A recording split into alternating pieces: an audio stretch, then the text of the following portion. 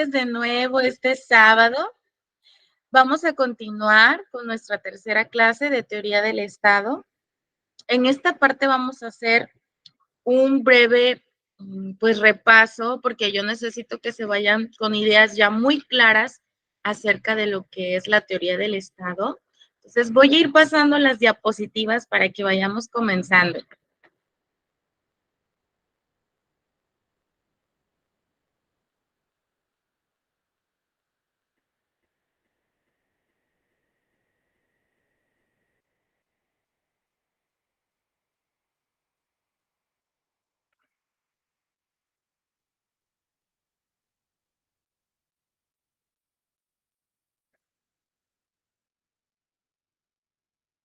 Bueno, hagamos un repaso nada más en el concepto general, porque sí necesito que lleguemos a establecer muy bien que la teoría del Estado es una sociedad humana en esta esfera, establecida en el territorio que le corresponde, estructurada y regida en un orden jurídico, ¿sí?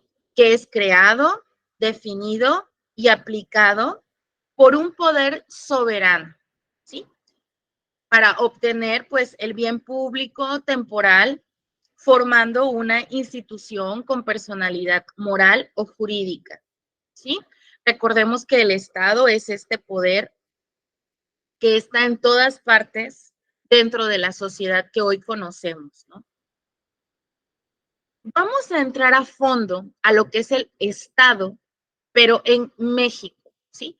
Vamos a tratar de estructurar todo lo que van a ser estos elementos constitutivos de la teoría del Estado, pero los vamos a aterrizar en nuestro contexto como mexicanos, ¿sí?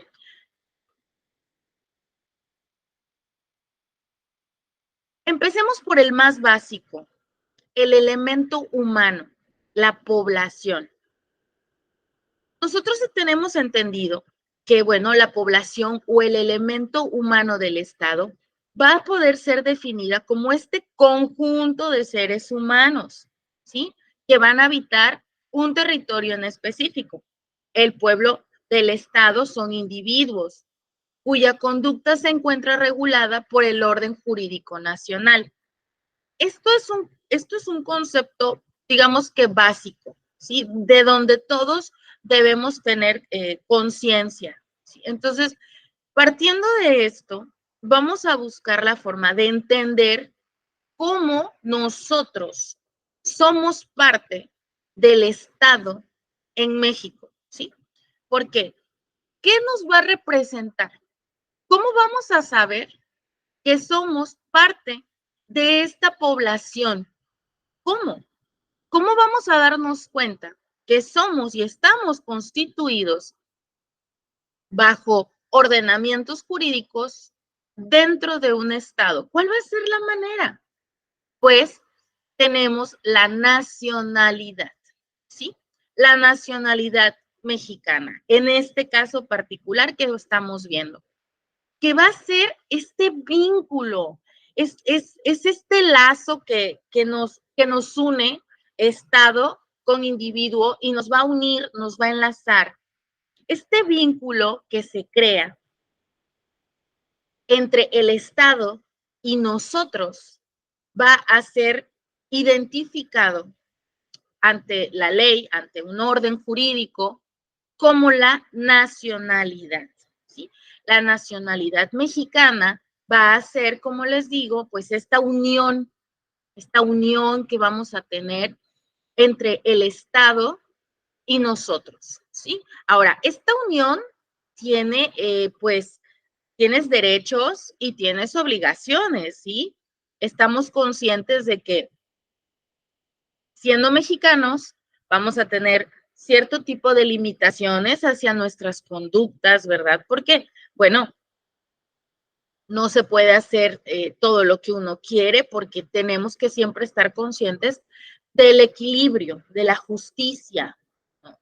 De esta particularidad que tenemos los seres humanos, de poder coexistir, convivir con otras personas en otras esferas, pues siempre y cuando en este tenor de respeto, de educación, ¿no? De aprender a tolerar diferentes puntos de vista, maneras de pensar, pues que tal vez no se comparten con las de nosotros, pero todo esto nos crea un vínculo, una relación, una unión hacia nuestros compañeros, hacia nuestros, en este caso, todos los que comparten con nosotros esta nacionalidad mexicana que nos identifica, nos caracteriza como un elemento de población dentro de lo que va a ser el territorio, ¿sí?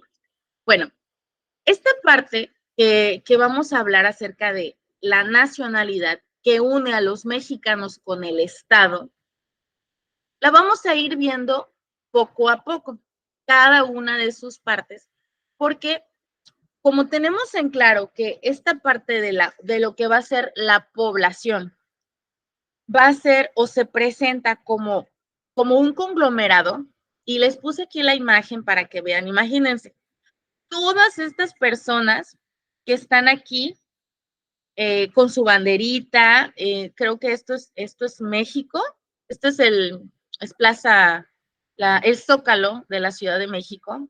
Entonces, imagínense, nosotros como pueblo, como elemento humano del Estado, no se crea un Estado sin nosotros, sin la población, sin este conglomerado humano, que vamos a radicar siempre territorialmente, ¿sí? Que siempre va a estar determinado de forma en la que el total de los individuos que vivan, que estén, que existan y que coexistan dentro del territorio, sea una unidad, ¿sí?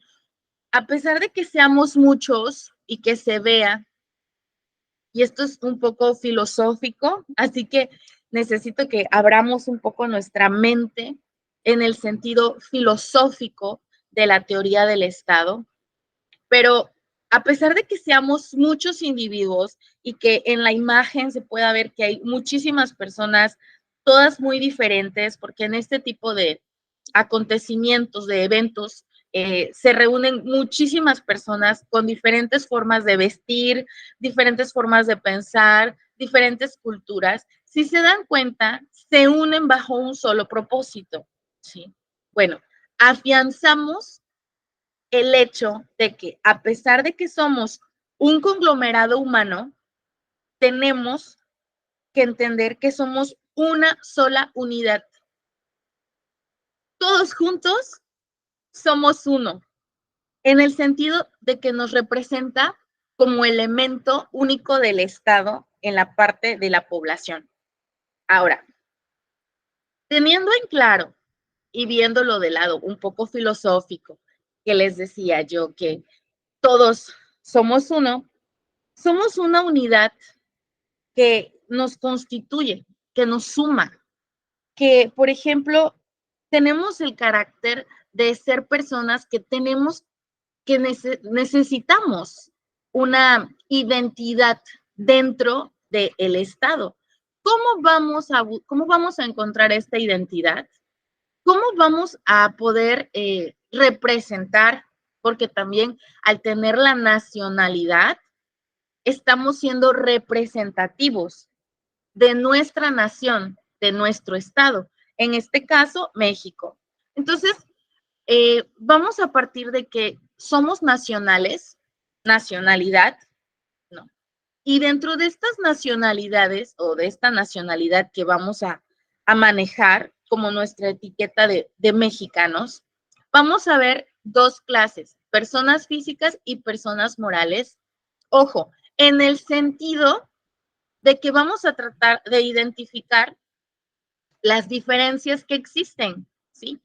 Como elementos humanos, porque son elementos humanos del Estado. Somos pueblo, somos población, somos parte de lo que constituye el Estado. Es un elemento de esta teoría, es un pilar para poder crearlo. Esta materia es, como les decía, pues sí, en una parte muy filosófica, pero también es la raíz, la base de mucho de lo que se constituye en el derecho. Entonces, partiendo de esto, vamos a definir, por ejemplo, las personas físicas bueno, somos estas personas de manera individual, ¿no? Que vamos a ir, por ejemplo, siendo identificadas por la nacionalidad. ¿Cómo definiríamos la nacionalidad? Bueno, no lo vamos a hacer muy largo porque hay conceptos grandísimos sobre la nacionalidad, pero lo vamos a hacer breve. Vamos a pensar que son estas personas que viven, pero más que nada nacen dentro de lo que es el territorio. Todas estas personas que nacen dentro del territorio mexicano, automáticamente ya tienen esta nacionalidad mexicana, que es, bueno, lo que nos identifica, ¿sí? Lo que nos representa. Es como nuestro sello, es como el sello de mexicano a través de la nacionalidad, a través de lo que es el nacimiento dentro del territorio mexicano. Otra forma de verlo, la, bueno, naturalización, ¿sí? La naturalización no es exactamente que nazcas dentro, sino más bien va a ser a través de trámites, ¿no? Para poder tener una naturalización, bueno, se dan ciertos pasos, a veces se puede dar siendo, viviendo 5 años en el país, por ejemplo, puedes tener la naturalización mexicana. Tienes que llenar cierto formulario, no recuerdo ahorita qué número es exactamente, pero como un CNN9, hay que buscarlo, pero se llena a través de formularios, hay diferentes pasos a seguir. Los extranjeros buscan la naturalización, ¿no? También se puede dar a través de dos padres que sean mexicanos aunque vivan en el extranjero, también tienen nacionalidad. Entonces, todo lo que tiene que ver la naturalización va a ser personas que tiene ciertas restricciones. Por ejemplo, en la nacionalidad, tú siendo mexicano, si tú quieres ser presidente municipal de tu territorio, de tu ayuntamiento, tú no tienes ningún problema en participar o de solicitar algún cargo público. En cambio, las personas que tienen naturalización no pueden o tienen esta restricción, no pueden desempeñar ningún cargo o trabajo público. Son pequeños detalles que tienes en ese aspecto. En el caso de la doble nacionalidad, bueno, siempre tienes que renunciar a una. En el caso de que tengas nacionalidad, por ejemplo, de Guatemala, de Belice, de Argentina, y también tengas la mexicana, pues sí te piden, en este caso, para poder considerarte elemento humano de nuestro estado, pues renunciar a una. En el caso de los residentes en el extranjero, van a ser todos esos mexicanos que residen en el extranjero y bueno, a veces pagas más impuestos por ser extranjero dentro de otro país. Entonces, teniendo un poco de noción sobre cómo identificar o cuál va a ser la identidad que podemos tener como personas físicas dentro de este contexto humano del Estado, tenemos estas 5, ¿no? Por nacionalidad, por doble nacionalidad, por naturalización o cuando somos residentes en otro país o estamos en el extranjero. En el caso de las personas morales, entra de otra forma. ¿Por qué? Porque aunque sí son elementos humanos del Estado, porque son constituidos o están creados dentro del territorio mexicano, bueno, las personas morales de nacionalidad mexicana van a ser aquellas que se van a constituir conforme a las leyes que nosotros tenemos, a las leyes mexicanas, para poder considerarse que esta persona moral esté de acuerdo con, digamos que todos estos elementos que se crean dentro del Estado, bueno, necesita estar constituido dentro de lo que son las leyes. Una persona moral se une, se crea bajo los regímenes que tienen nuestras leyes, ¿no? Y pues obviamente tiene que estar dentro del territorio nacional. y tiene que tener el domicilio. O sea, necesitamos entender que esta persona moral tiene que estar aquí a nivel territorio y tiene que estar bajo nuestras leyes, o sea, bajo el régimen de las leyes de personas morales, ¿no? Entonces, esta parte es importante que la identifiquemos para que sepamos cómo es una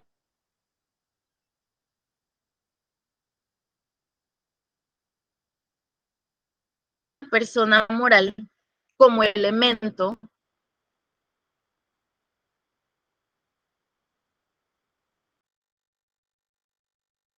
o los régimen eh, de la ley, de nuestra ley como mexicanos, y bueno, que sea partidaria, ¿no? O sea, que digamos que tiene que tener, va a haber ciertas cláusulas, porque necesitamos tener siempre limitantes, porque si no las personas morales se desbordarían en un sentido que al mexicano ya hemos probado que no nos funciona. Y les voy a explicar por qué.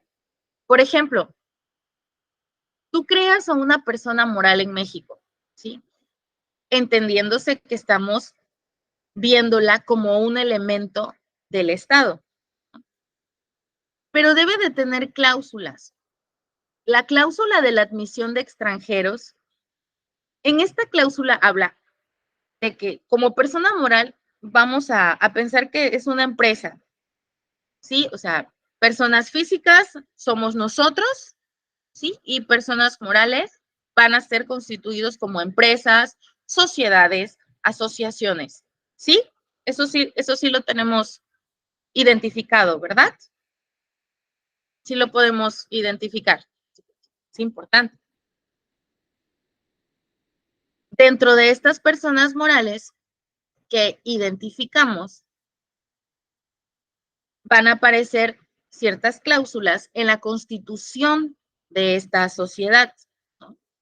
Por ejemplo, en la cláusula de admisión de extranjeros, bueno, tú estás dentro de una sociedad mexicana, ¿no? Porque estamos hablando de nacionales, pero el extranjero que llega a esa sociedad que es mexicana, está constituida en México, está creada en el territorio nacional, está legalmente fundamentada por leyes mexicanas, pero llega un extranjero, viene alguien de otro país y decide ser parte de esta asociación. Bueno, el Estado le tiene restricciones. Una, por ejemplo, sería que no le permita adquirir bienes inmuebles, ¿no? O sea, son cláusulas, parte de un contrato. Esta persona, a pesar de que trabaja en una sociedad mexicana, pues hay una cláusula en donde va a poder trabajar, va a poder laborar, va a tener días de descanso, un sueldo, tal vez le den las prestaciones de seguro social, de IMSS, o sea, tenga todas estas facultades que le otorga su parte de la sociedad, pero van a haber cláusulas. En este caso, por ejemplo, que algunos sí van a tener permiso, pero tienen restricciones, o sea, para poder adquirir un bien inmueble o para invertir dinero. La otra cláusula es la de la exclusión de extranjeros. En esta cláusula de exclusión de extranjeros en las sociedades, no les van a permitir adquirir bienes inmuebles. En la primera, los van a admitir, pero van a tener restricciones para comprar algo.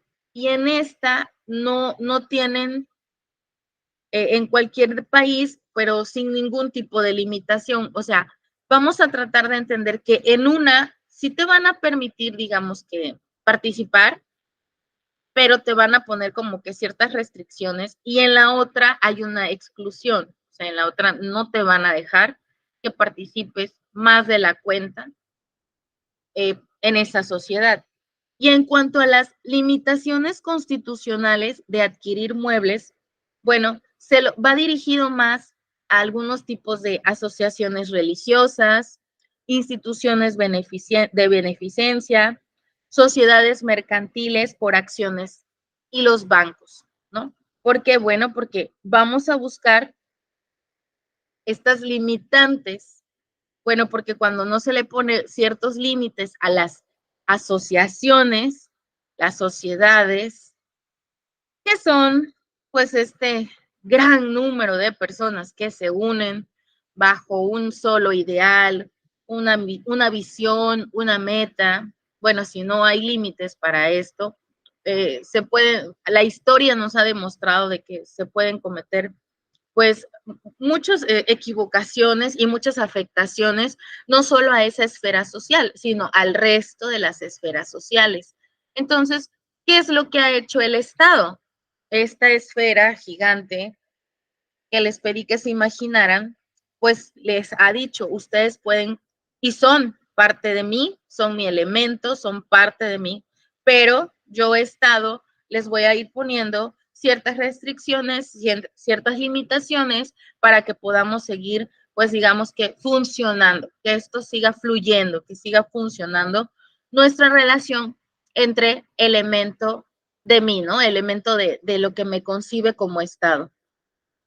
Acuérdense que les platiqué que podemos ver pues al Estado como ese papá que observa, que nos está supervisando, que nos pone, digamos que actividades, labores, todas estas cualidades que tiene la facultad del Estado para estar, pues digamos, educando, porque también tiene que educar a todo este pueblo, a este grupo de personas, si lo vemos como personas morales o como individuos, a estas personas físicas.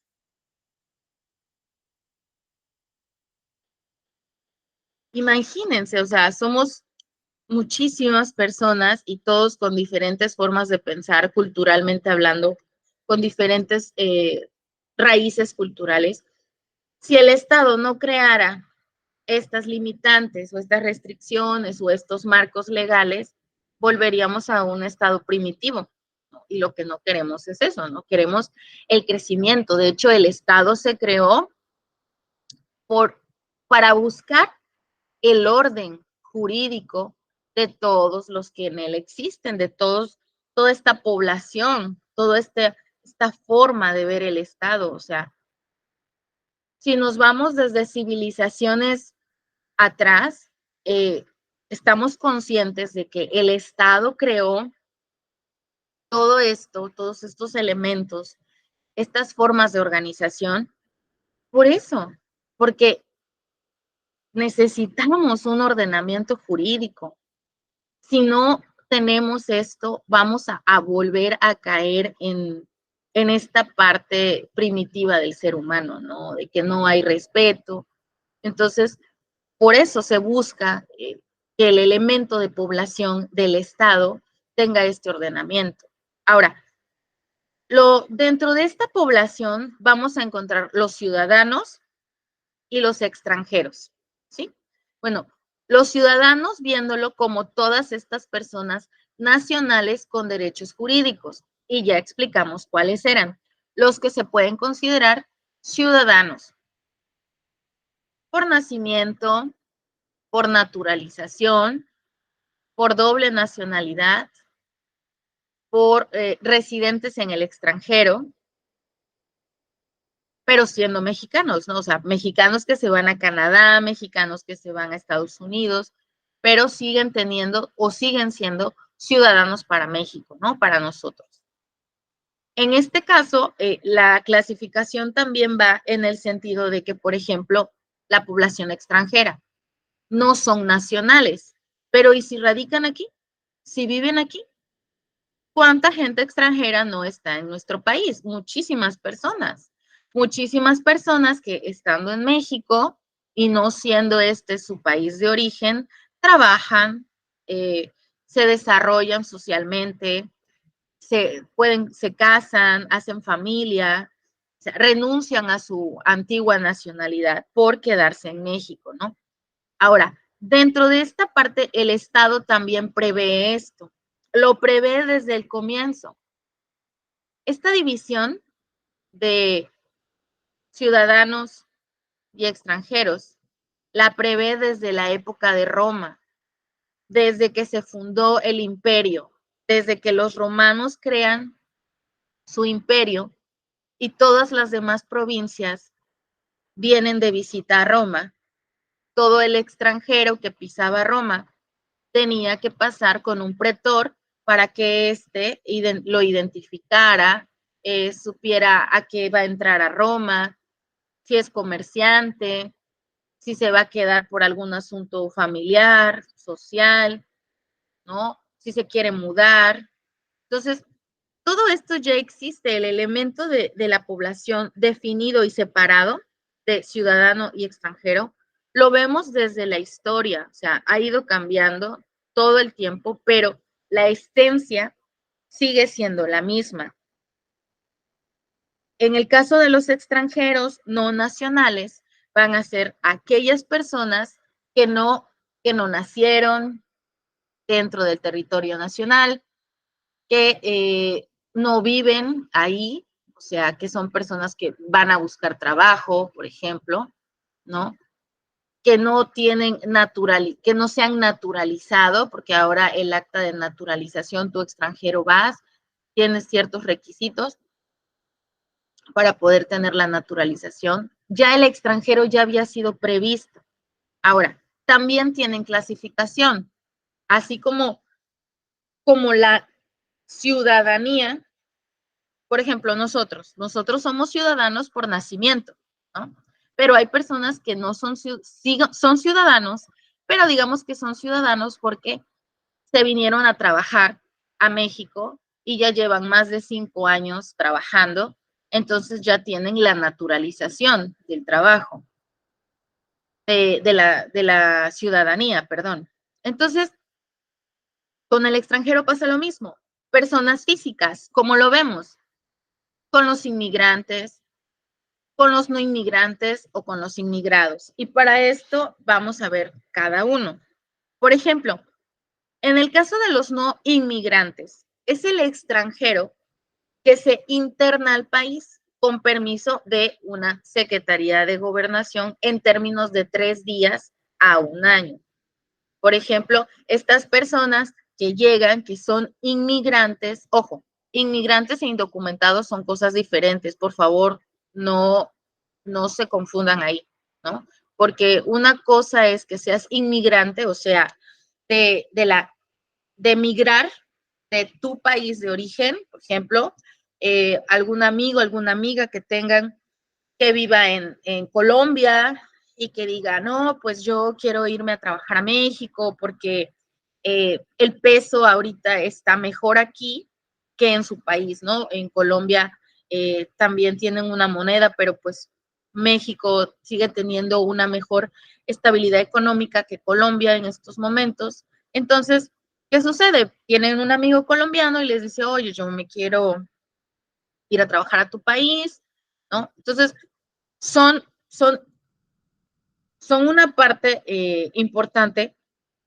porque también son mano de obra, son trabajadores, ¿no? Entonces, estos no inmigrantes, bueno, van a ser, es el extranjero que viene a nuestro país, es ese amigo colombiano o de otro país del que ustedes tengan, que viene y va a trabajar un tiempo aquí bajo los permisos que se solicitan, bajo cartas, bajo algún permisos, más que nada son permisos para poder ir desarrollándose profesionalmente, ¿no?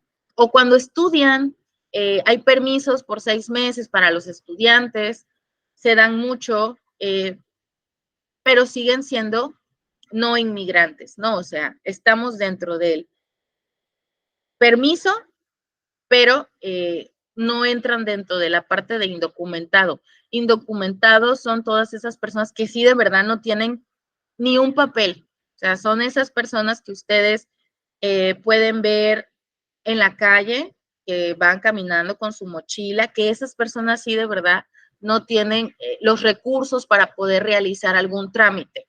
¿Sí? por mucho que se quieran quedar en nuestro país o aunque vengan de paso, ¿no? Ahora, la parte del inmigrante, que es el extranjero que se interna legalmente en el país con el propósito de radicar en él, en tanto quiera adquirir la cualidad de inmigrado. ¿Ok? Aquí ya en el inmigrante ya está dentro del país y tiene el propósito de radicar en él, o sea, de vivir aquí. Y en el caso del inmigrado, es el extranjero que adquiere los derechos de residencia, ¿no? Definitiva, o sea, ya pasó por los primeros dos, ya pasó por ser no inmigrante o ya pasó por ser inmigrado, perdón, no inmigrante y ahora sí ya es inmigrado, o sea, ya pasó todos estos permisos que tenía que solicitar, ya adquiere la residencia definitiva en México y después de haber residido legalmente en el país durante 5 años, ¿no? Al principio, cuando alguien llega a nuestro país, pues le podemos decir, no, es que tú no eres inmigrante, ¿no? Tú estás aquí, te internas legalmente, pero no eres inmigrado, ¿no? Porque tiene que pasar cierto tiempo para que puedas considerarte y para que te den tu acta, un acta de nacionalidad, de naturalización, perdón. Entonces, en esta parte ya se venía concientizando que la población dentro del Estado podrían ser los ciudadanos, los que estaban dentro ya de la esfera y los demás, los que pues sí, querían cambiar de estado, querían llegar aquí. O sea, si tenemos nuestro estado aquí, van a ser todas esas personas que vienen de más lejos y que quieren unirse a este estado, a esta forma, a esta manera en la que se está desarrollando, de esta manera en la que cuántas veces no hemos visto que salen de un estado en donde hay mucha más pobreza, mucha más discrepancias políticas, una muy baja calidad de vida. Entonces, ¿qué sucede? Bueno, ese estado ya no cumple, ¿no? Ya no cumple con lo que se tenía dispuesto.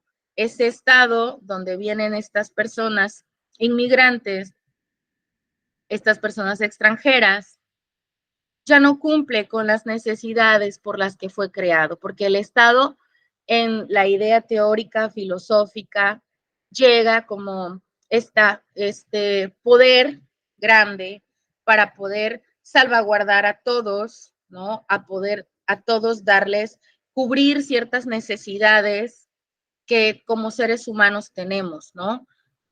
¿Y qué sucede? Bueno, estas personas salen de su país y dicen, es que aquí donde yo estoy, mi estado, pues no me da eso, no me provee de esos cuidados, no me provee de mi desarrollo personal, mi desarrollo cognitivo, no tengo derecho a esparcimiento, no tengo derecho a la salud. Entonces, ¿qué sucede? El extranjero llega a otro estado, al nuestro, ¿no? En este caso, porque estamos revisando el estado mexicano, ¿no? Entonces, viene, llega, es parte de nosotros a través de esa migración, ¿no? Este extranjero busca el cobijo del estado mexicano. Dentro de los extranjeros también hay personas morales, claro, también que van a ser sociedades, pero es a lo que vamos, ¿no? Si las personas morales, en el caso de nacionales, son esas personas o estas asociaciones que están creadas en territorio mexicano bajo las limitaciones mexicanas, bueno, en el caso de los extranjeros va a ser diferente. Son todas esas empresas que salen, que están afuera, que vienen de su país, de Colombia, de Argentina, de Belice, y vienen acá, o sea, llegan a México. Se traen su sociedad para acá y pueden ser sociedades mercantiles o sociedades civiles. Estas personas morales también tienen ciertas limitaciones. El Estado mexicano es muy noble porque a pesar de que, pues, sí han habido ciertas controversias pues sobre sociedades extranjeras que vienen a México y que quieren así como hacer algún, pues digamos, mal uso o van a querer, por ejemplo, tomar ventajas. El Estado mexicano a veces es muy noble en ese aspecto y son políticas que se tienen que ir mejorando porque yo sé que ustedes están muy jóvenes, pero en los años pasados, mirando hacia atrás el país y mirando hacia atrás la historia política de nuestro país, leemos o le dimos, porque ya ahorita ya las limitantes están más claras, mucho poder al extranjero, ¿no? Le dimos muchas facultades, aunque en la Constitución sí estaban delimitadas las restricciones que tenían las personas morales, las sociedades extranjeras sobre México o que venían a México, pues digamos que pues no había demasiada supervisión, o sea, y habíamos caído en problemas en el sentido de que estábamos como extralimitándose, se estaban extralimitando, o sea, no se estaban cumpliendo. Entonces, ¿qué sucedió?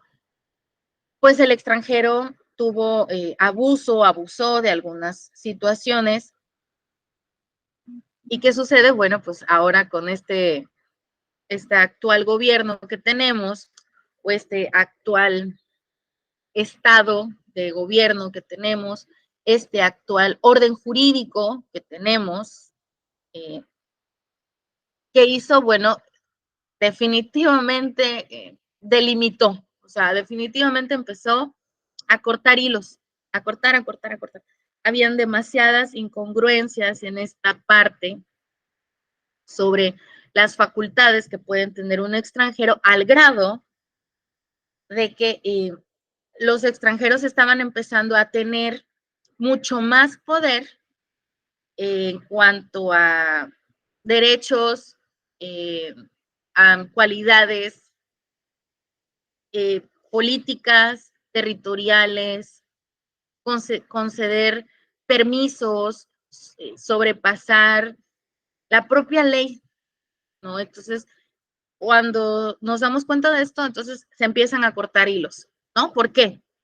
Porque el Estado actual, el que ahorita tenemos, se da cuenta de esto y entonces dice, no, ¿sabes qué? Tú extranjero ya no, abusaste, te, te dimos la oportunidad o nos dimos la oportunidad, porque México también se enriqueció por la moneda extranjera, seamos realistas, ¿no? No lo hicimos realmente, o los antiguos, los pasados gobiernos no lo hicieron por eso, pero pues sí nos dimos cuenta de que se extralimitaron, ¿no? Entonces ahora viene esta parte en cuanto a las personas morales, mercantiles y civiles, ¿sí? Bueno, ya nada más para cerrar esta parte que espero que les quede clara sobre la población, necesitamos entender que dentro de lo que es el ciudadano y los nacionales, bueno, los derechos políticos están más definidos que en el caso de los extranjeros. En el caso de nosotros como ciudadanos, sabemos que nuestra ciudadanía se requiere ser mexicano, o sea, nacido en México, haber cumplido los 18 años, tener un modo honesto de vivir y tener, ahora sí, el derecho de votar o ser votado. En caso de la ciudadanía, o sea, en el caso de ser ciudadanos, ¿cuáles son estos atributos que tenemos? ¿No? En el caso de los extranjeros, sus limitantes ya son más claras, ya tenemos la diferencia entre las personas físicas y las personas morales y cómo cada uno se diferencia, ¿no? No es como nosotros, como los ciudadanos, ¿no? Que simplemente sabemos que a los 18 años ya contamos con la mayoría de edad, ya tenemos las facultades para poder votar o si queremos alcanzar un cargo público, bueno, pues simplemente decimos voy a hacer campaña, ¿no? Otro elemento, porque ya población, pueblo, ya lo terminamos. Otro elemento del Estado que se estructura constitucionalmente es el territorio, ¿no? O espacialmente hablando, todo lo que es el espacio geográfico, ¿no? Espacialmente geográfico, el ámbito espacial de validez, ¿no? ¿Por qué? Porque necesitamos un territorio. Por muy bonito que queramos pensar que el Estado es esto que nos une, esta esfera que nos cuida, que nos protege, que nosotros somos parte de ella, que tenemos tantos derechos, pero también obligaciones, no puede ser constituido sin su territorio. Necesitamos un territorio. Es, es fundamental. O sea, parte desde los comienzos, desde los inicios, desde la historia misma del ser humano. Necesitas un territorio, una extensión de tierra donde cimentarte, donde plantarte, ¿no? Nicolás Pérez Serrano, por ejemplo, sostiene que el ámbito de validez no se limita al suelo propiamente. O sea, no solo estamos hablando de la extensión de tierra donde pisamos, sino que abarca más, abarca el subsuelo, puede abarcar también los mares, puede abarcar los mantos acuíferos, o sea, todo el agua que está abajo de la tierra en lo más profundo. Ya ven que hacen los pozos, ¿no? Pues el agüita que está en los pozos. También, por ejemplo, la zona aérea, habla acerca de la zona aérea, o sea, todo lo que son los cielos. El espacio geográfico, el espacio de validez que tenemos como territorio, va a abarcar todo eso. O sea, no solo va a ser visto superficialmente, no solo va a ser visto porque digas, no, es que es mi extensión de tierra o mi territorio va a ser de la cerca o de donde termina mi vecino hasta donde me termina mi otro vecino. En el caso del territorio, viéndolo como Estado, va más allá. O sea, el ejemplo es muy, es muy corto. O sea, este ejemplo es muy corto. ¿Por qué? Porque en realidad todo este territorio que tenemos los vamos a ir viendo de forma en la que el Estado va a ser constituido desde el cielo hasta el mar, hasta el fondo del agua que tenemos abajo de la tierra, todo lo que es el subsuelo, viéndolo de esta forma. Entonces, tenemos que tener en claro que en esta parte el ámbito de validez del territorio sí va a ser muy extenso.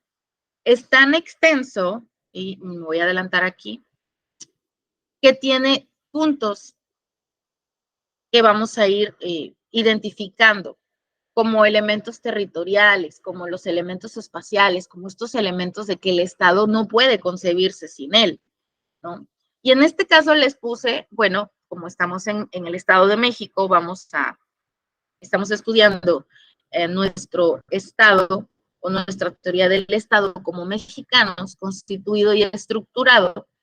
Bueno, les pongo aquí un mapita de la República Mexicana, donde, actual, ¿no?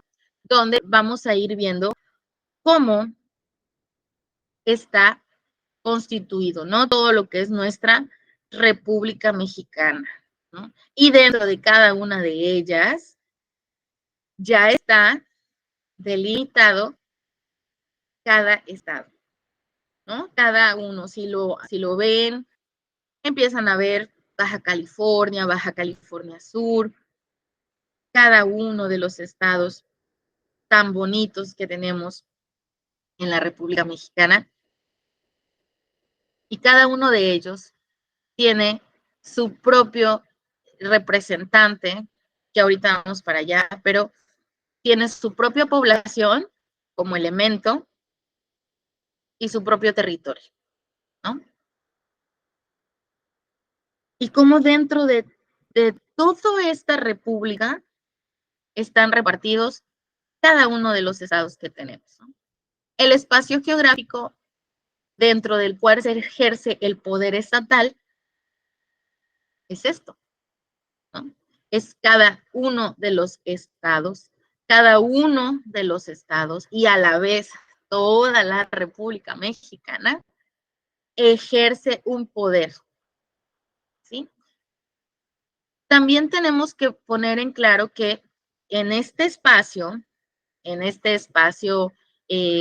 viéndolo como república, viéndolo como nuestro estado mayor, pueden coexistir los bienes nacionales, los bienes estatales, los bienes municipales, ¿no?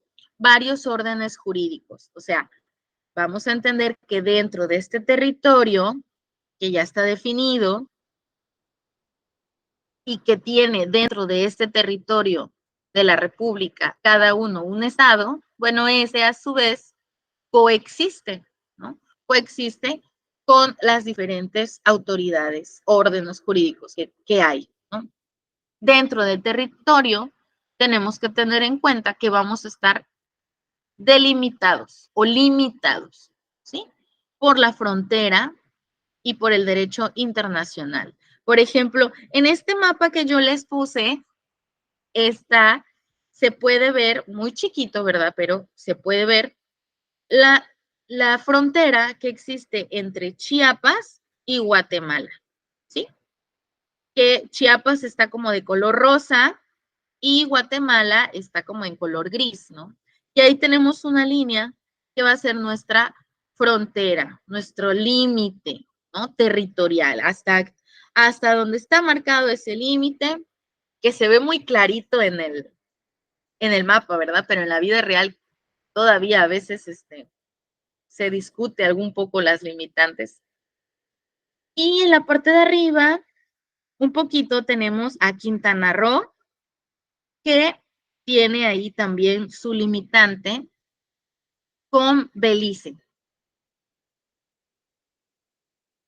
Entonces, todo territorio como elemento del Estado sí tiene limitantes, las fronteras y el derecho internacional. Por muy grande que sea un Estado, por muy poderoso que sea un Estado, magnánimo, tiene límites. Y en este caso, para verlos tangiblemente, es el territorio, es la frontera como límite, ¿no? En la parte de arriba, nuestro territorio también está delimitado. Bueno, aquí tenemos un caso de la historia, ¿no? ¿Sí se acuerdan de que éramos más grandes? ¿Quién se acuerda? A ver, ¿quién se acuerda que nosotros, México, como república, éramos un poquito más grande? A ver, ¿se acuerdan o no se acuerdan? O sea, yo sé que están muy jóvenes, pero Sí, eso se veía como en la primaria. sí, ¿Sí? éramos de mayor territorio. Nuevo México, Texas, Muy Arizona. bien.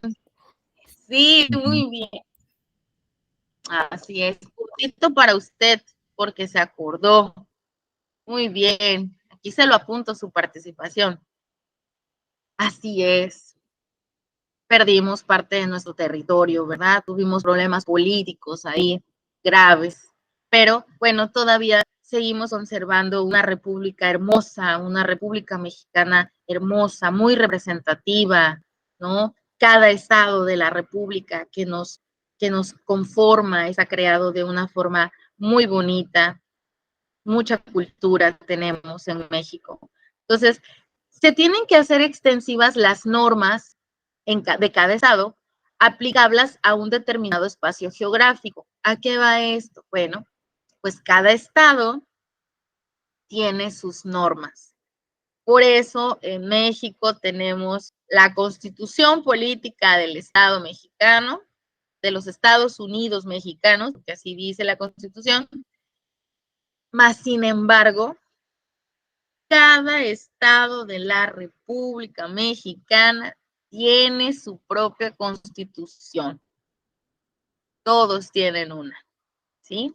Que claro, la que les gana a todos, o bueno, de la que todos nos basamos o se basan para crear las leyes, las normas, va a ser la Constitución mexicana como tal, la de los Estados Unidos mexicanos. Tenemos que tener en cuenta que cada estado de la República también tiene su pequeña constitución, a su vez tiene sus propias normas para aplicarse, tiene, por ejemplo, todas sus leyes, ¿no? Sus códigos civiles, sus códigos penales, ¿no?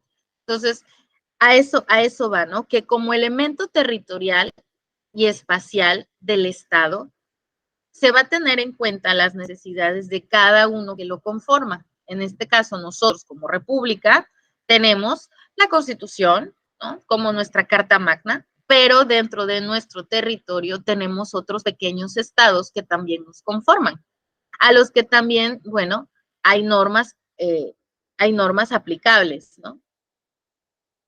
Ámbito espacial de validez del orden jurídico.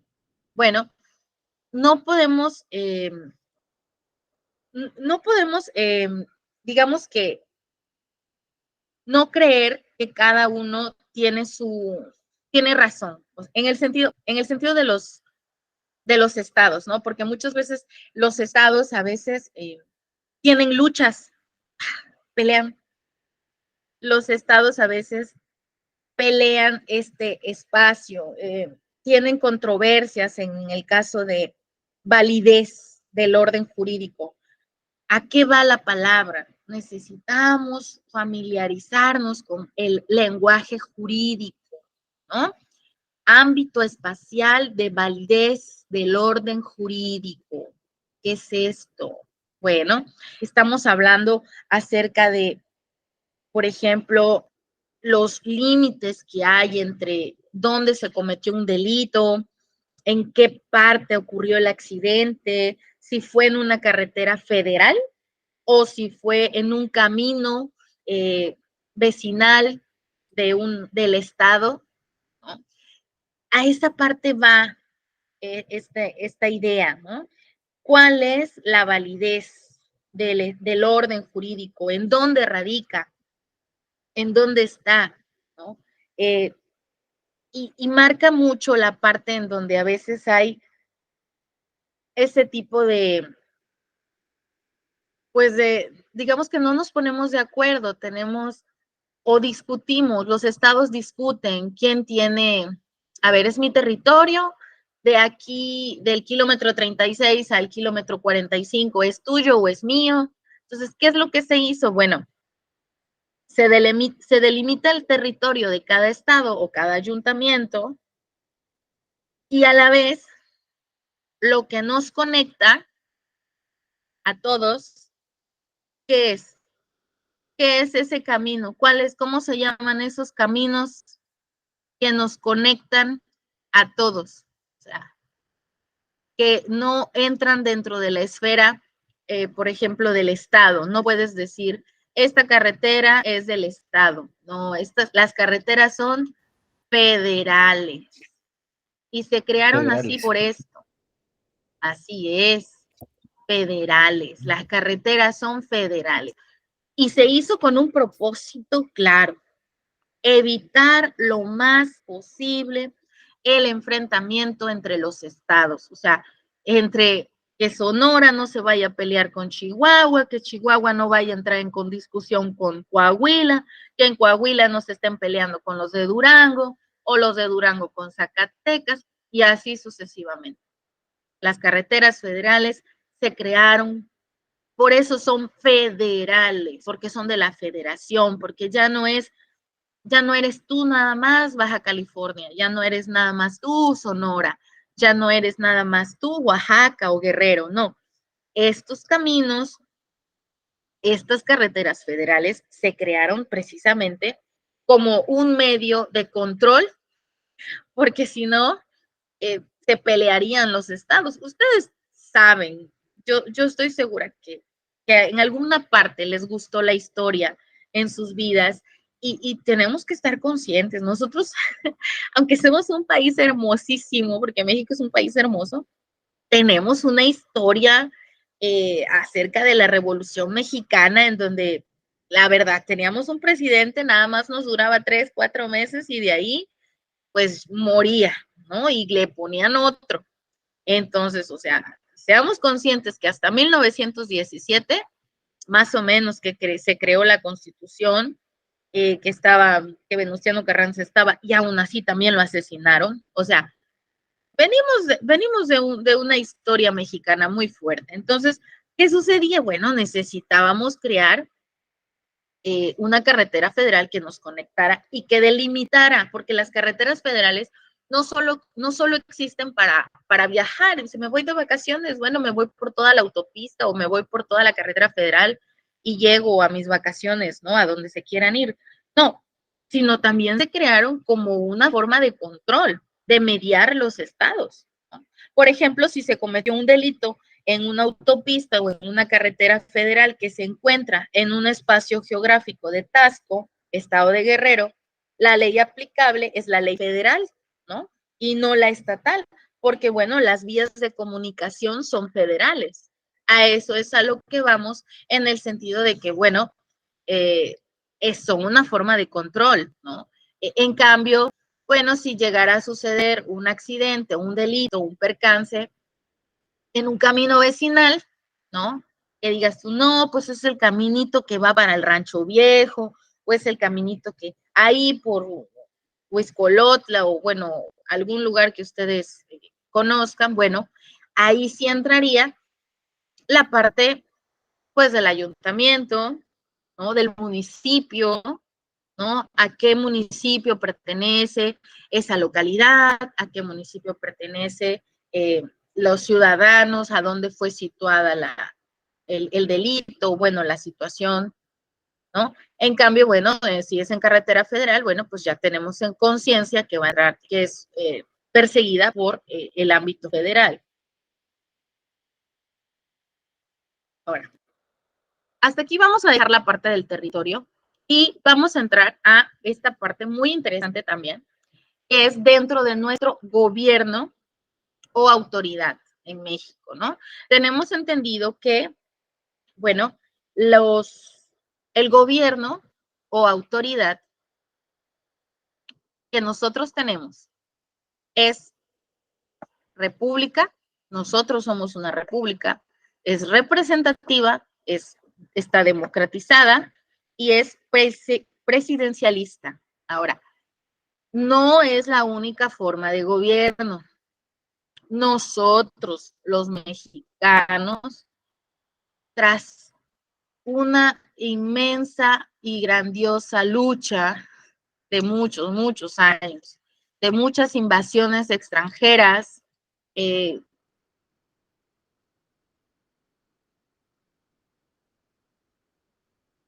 haciendo a un lado nuestras conquistas.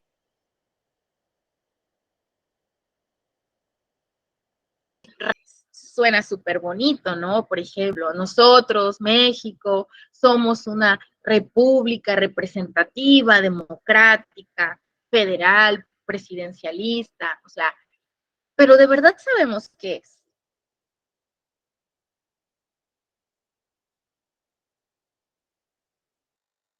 De verdad tenemos nos representa como mexicanos. Tenemos para eso que entrar otra vez a un estado histórico, filosófico dentro de nosotros. Tenemos que empezar un poco a entender la república, ¿no? ¿Por qué somos república? ¿No? Porque nosotros tenemos un ejecutivo, tenemos un presidente, pero también tenemos diputados, tenemos senadores, ¿sí? Estamos constituidos por legislativo. A ver, ¿quién se sabe los 3 poderes? A ver, otro puntito, a ver, al que me diga, a ver, vamos a ver. A ver, ¿cuáles son los 3 poderes? Aileen, Bueno, lo mejor lo quiere decir la compañera, pero bueno, es ejecutivo, legislativo y judicial. eso, son los 3. Bueno, así es. nosotros estamos considerados dentro de la República porque tenemos poderes, porque hay un balance, ¿no? En el caso de la República Mexicana, estamos a través de lo que es un ejecutivo, un legislativo, un judicial, esos poderes que nos representan. Empiezan desde Roma, cuando empezó la República, ¿no? Cuando dejó de ser una monarquía, dejó de haber un emperador, empezó a darle más poder al Senado, hubieron más casos en los que entró el Senado, los jurisconsultos, todas estas personas que se encargaban del estudio, la observación de las leyes. Bueno, de ahí se parte una república, ¿no? Ahora, representativa, estamos hablando de que somos muchos, somos muchos. Eh, Tiene que ser representativa, representa a nosotros, a cada uno de nosotros, a cada uno de los mexicanos. Entonces va a ir representando esto dentro de cada uno de nosotros, este espíritu mexicano que todos tenemos, estas ganas de querer saber lo bello, lo bonito que es nuestro México. La democratización, ¿somos democráticos? Somos un país democrático. Demo viene de pueblo, ¿no? Entonces, es el pueblo el que elige. Somos democráticos, sí, a través de una república. ¿Por qué? Porque elegimos, porque tenemos la votación, porque tenemos esa facultad de poder votar, ¿no? De poder decir, bueno, yo quiero a este representante de la República, este es el mío, este es el que yo siento que sí va a hacer cosas buenas por mí, por mi país, por mi estado. Entonces, somos democráticos, elegimos, votamos, somos muchos, somos el pueblo el que elige. Ya no es como antes de que el rey tenía un hijo y el poder se le pasaba a su hijo y el hijo a su vez al otro hijo, y era a través de la descendencia, ¿no? Eran las épocas monárquicas, toda esta época en donde no había elección por parte de los pueblos, no había una decisión conjunta, ¿no? Nosotros como ciudadanos existíamos, pero estábamos así, no teníamos decisión, no había voz. En cambio, llega esta época democrática, ¿no? Donde somos el pueblo, ¿no? Que elige, que puede elegir. Y en el sentido presidencialista, bueno, pues vamos a ver que sí necesitamos un representante como ejecutivo, que es el presidente, pero ojo, nosotros al ser una república, bueno, depende de cierta forma de los senadores, de los diputados, ¿no? De este poder judicial. Entonces, somos sí presidencialistas porque no tenemos un emperador, porque no tenemos un rey, pero sí tenemos un presidente. Dentro del elemento gobierno, que es el que estamos viendo ahorita, que es el de la autoridad, que es el donde está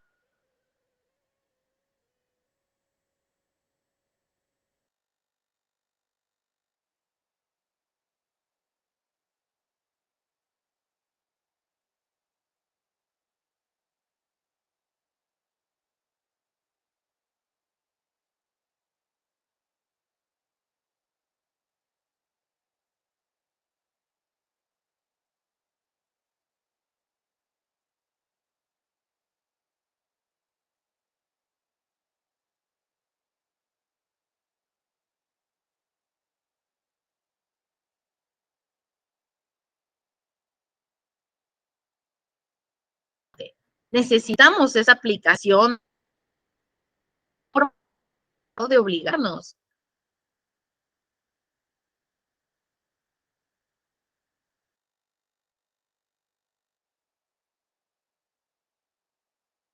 Primitivo, ya la gente no tendría, o sea, imagínense cómo viviríamos, o sea, si de por sí necesitamos o a veces luchamos entre nosotros porque necesitamos más respeto, más delimitaciones, imagínense cómo estaríamos si no tuviéramos leyes, si no tuviéramos un ordenamiento jurídico, si no tuviéramos este respeto hacia los demás, ¿no? La gente haría lo que quisiera y si volveríamos a un estado salvaje y primitivo, en vez de ir para adelante, iríamos para atrás.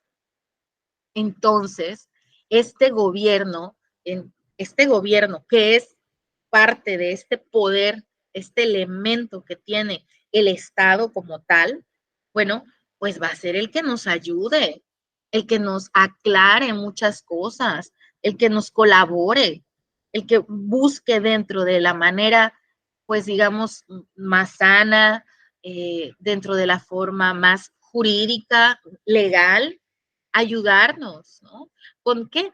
Nos ayuda de muchas formas. El gobierno eh, ahorita en los últimos años ha tenido muchas más, digamos que ha estado apoyando a más personas, ¿no? Ha estado más preocupado que en otros años para una esfera socialmente vulnerable, ¿no? Para estos grupos socialmente vulnerables, ha estado más preocupado.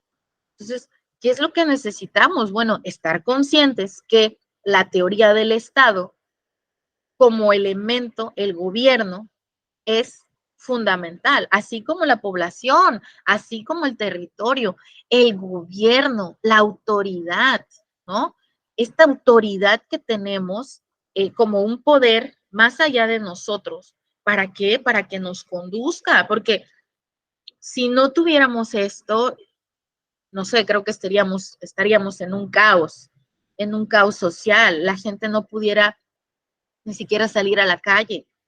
Entonces, el gobierno va a ser este encargado, el de la aplicación de este orden jurídico, el que va a estar facultado y a la vez va a estar obligado, ¿no? De realizar las funciones que se compromete, ¿no? Para las finalidades, bueno, de una mejor organización, ya no solo política, porque la política es muy hermosa, o sea, teóricamente hablando, que quede claro, ¿no?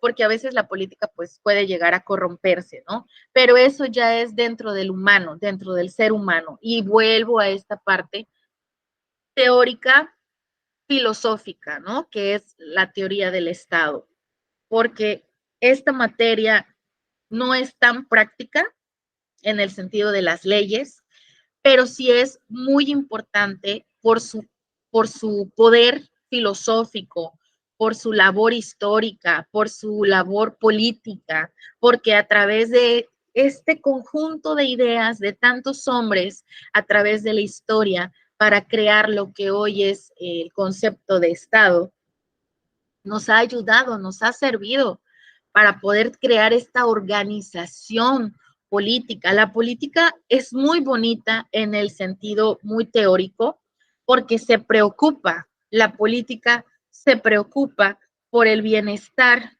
¿no? Por eso habla de organización política, porque es una persona o es una persona que tiene una potestad, un poder, un gobierno, una autoridad que busca ayudar, salvaguardar, apoyar, cuidar, proveer a una ciudadanía. Por eso es bonita, por eso les platico de que hay maestros, que como la política va a ser bonita si a lo mejor hay muchas personas corruptas en la política. Y lo entiendo, créanme que sí entiendo si son huraños a esta idea que les platico, pero en realidad la teoría política, la teoría del Estado es bonita porque se preocupa por los ciudadanos, ¿no? Se preocupa. Entonces, bueno, viéndolo en ese aspecto, vamos a ver cómo esta teoría política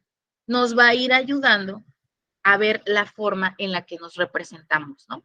Bueno, en esta parte que estamos de nuevo en lo que es el gobierno, la autoridad, que ya dijimos que es representativa, democrática, presidencialista, bueno, la podemos ver que está concebida dentro del artículo 40 de la Constitución, que nuestra república o nuestra forma de gobierno es temporal y electiva.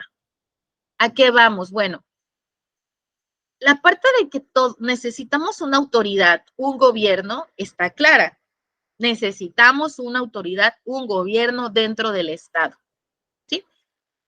Pero también tenemos que entender que nada es para siempre y que nosotros como mexicanos ya sabemos lo que es una dictadura.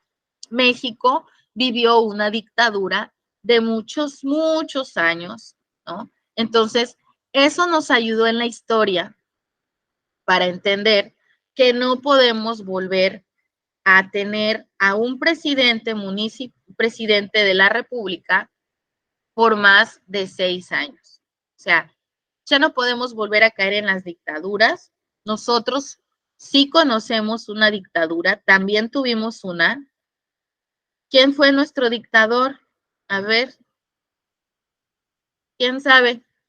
Aislinn, ¿tú sabes quién fue nuestro dictador? ¿Quién está considerado como nuestro dictador? ¿No sabe, Aislinn? Maestra, no sé. No sé, a ver.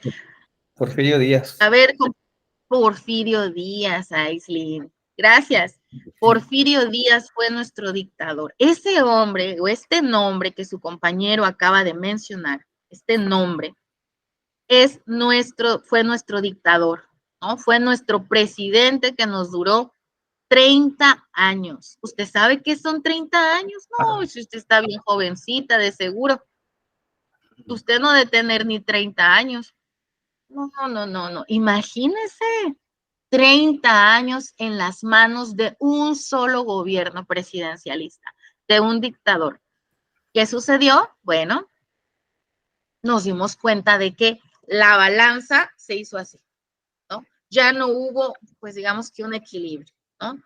Díaz, a pesar de que trajo muchas cosas buenas, la influencia del extranjerismo llegó a México de una forma brutal, ¿no?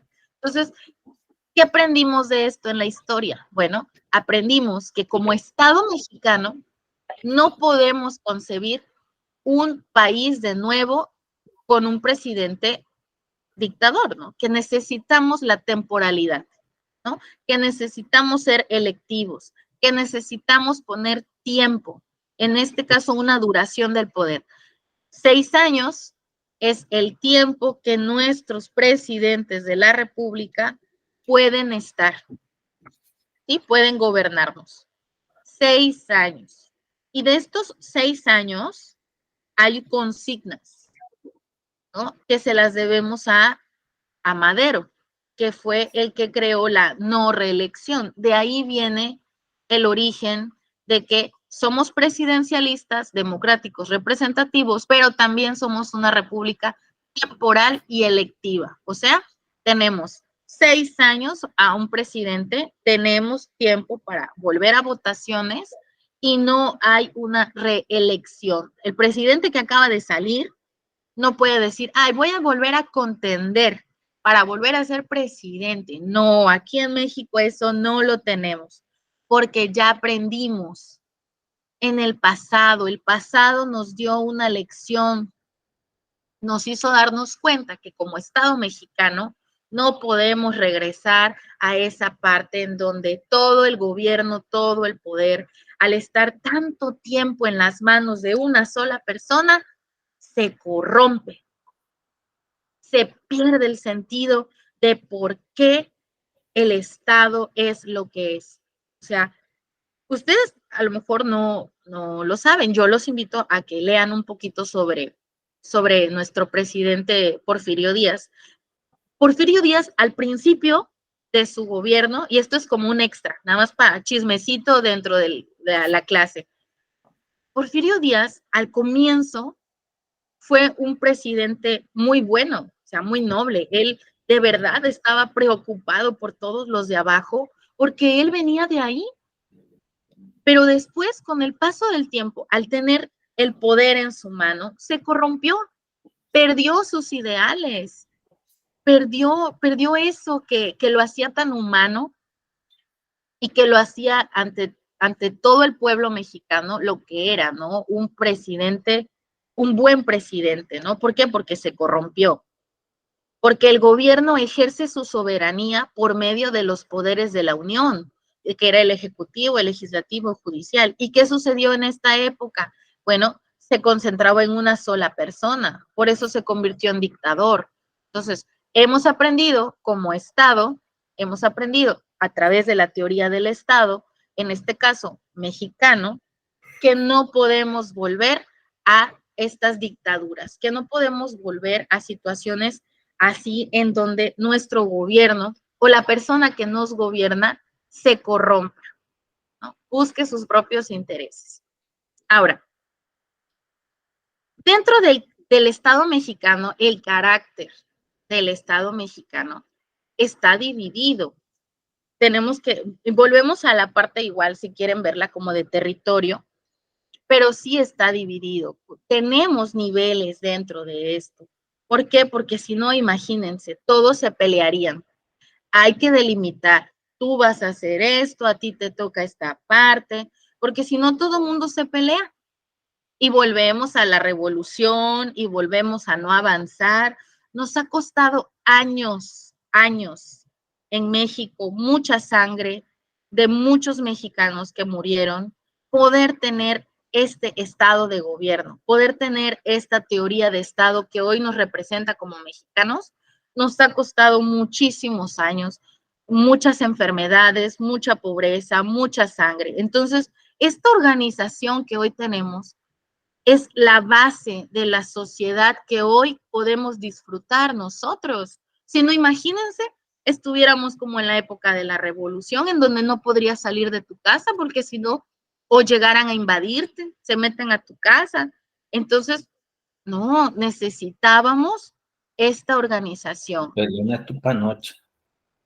¿Cómo? Estabas acá, pero no subí. Es que el coche no salió el coche. Sí, ¿no? El, sí, el coche ahí quedó. Mm, yo le digo, a ver qué dice. Sí, estaba así. Ok.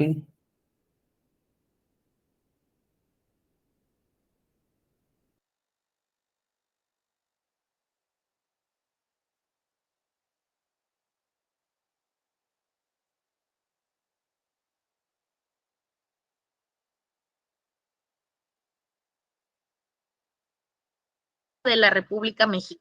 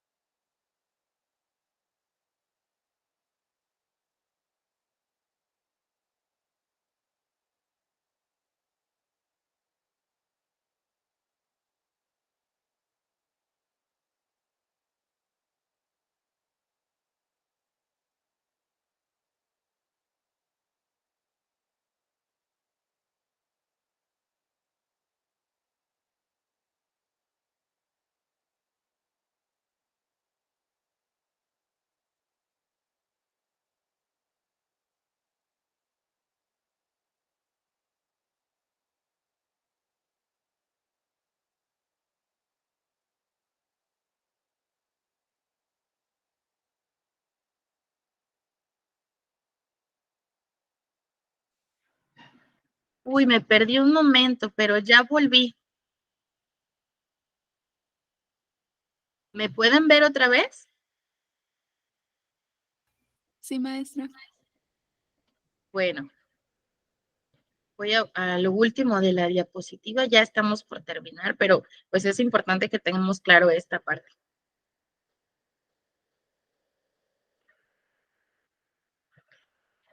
Estábamos en lo último que les estaba yo platicando sobre cómo teníamos que ir viendo cómo el Estado, pues no puede todo, el Estado, o sea, está bien que sea o que busque este orden jurídico para todos los pobladores dentro de un territorio, pero pues ha tenido que buscar una forma de organizarse dentro de él, empezando del más al menos, desde un nivel federal hasta un nivel local, hasta el ayuntamiento, ¿no? ¿Para qué? Para buscar unas vías de solución, una vía de solución que tengamos para resolver controversias sociales, ¿no? Para poder perseguir algún tipo de necesidad que tengamos, ¿no? Busca esto, busca organizarse desde el ayuntamiento hasta el gobernador a nivel estado y a nivel federal, lo que es la república. Ahora, nada más para terminar, vamos a hacer una pequeña reflexión general y para esto les voy a presentar a un gran jurisconsulto que se llama Hans Kelsen. Hans Kelsen es un hombre estudioso del derecho, principalmente de la teoría del Estado.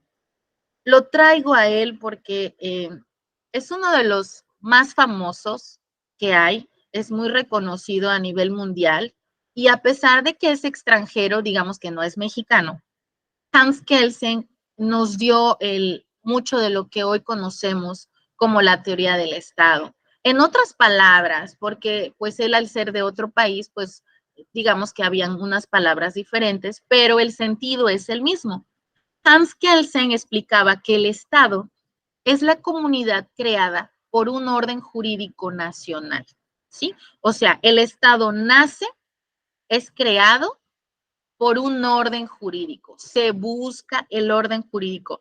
El Estado no se busca crear por fines de lucro, ni siquiera tampoco por fines lúdicos, o sea, de diversión o de juego. No, no, no, no. La verdadera razón por la que nosotros como ciudadanos vivimos, estamos conscientes que somos parte y elemento fundamental del Estado, es por un orden jurídico. No se creó porque diga, ay, el Estado es para que todos vivamos jugando, contentos, divirtiéndonos, cada quien que haga lo que quiera. No. El Estado se creó como una comunidad para vivir ordenadamente, vivir jurídicamente y en orden. Todo Estado está necesariamente fundado sobre el derecho. Si se entiende por un orden jurídico y vuelve a lo mismo.